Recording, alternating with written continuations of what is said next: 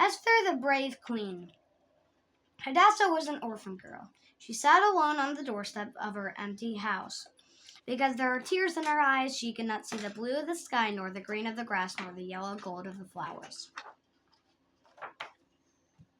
Mordecai, Hadassah's cousin, came to her house. "Come, Hadassah," he said. "Come live at my home." Hadassah gathered up her clothes and tied them into bundles. She was pleased to be going with cousin Mordecai to live with his family in the town of Shushan.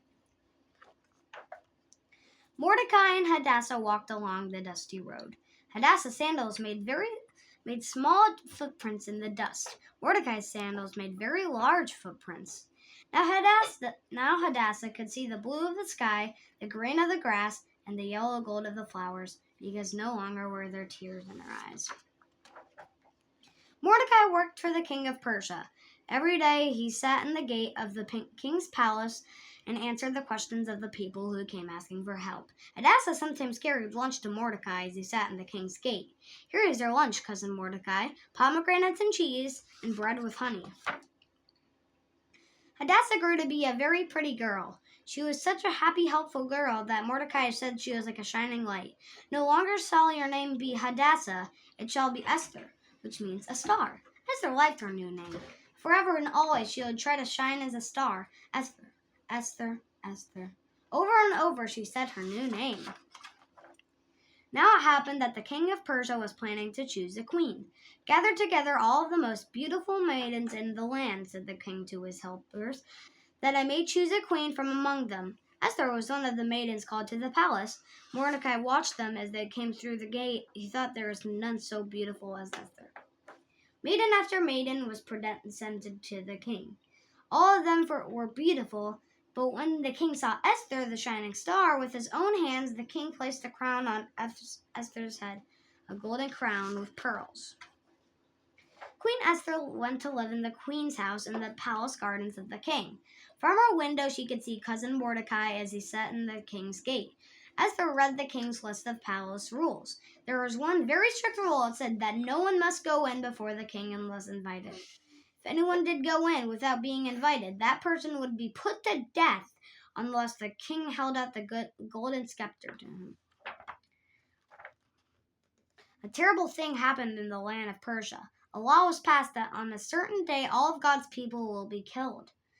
Mordecai sent a messenger to Queen Esther telling her, "You must go in before the king and ask that God's people be saved."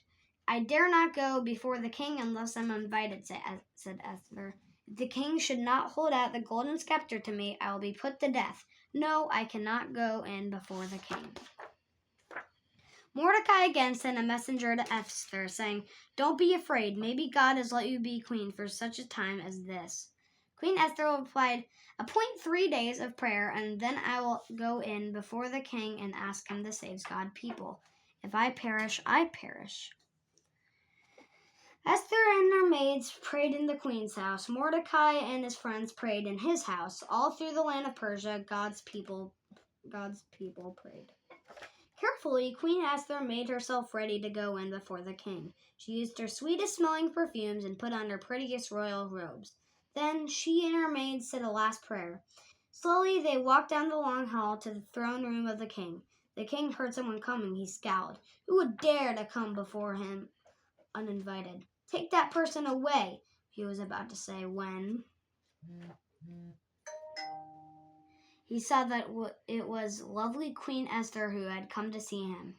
The king smiled at her and held out the golden scepter. Esther came near and touched the scepter. What is thy request, Queen Esther?" asked the king. "It shall be given thee even half of the kingdom."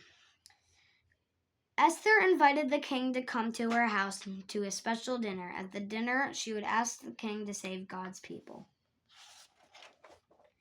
And so it came about that the king made a new law and God's people were saved. Messengers, some on mules, some on camels, others on horses, still others on foot, raced through the land, spreading the glad news. God's people shouted for joy. Perhaps the happiest of all was Queen Esther.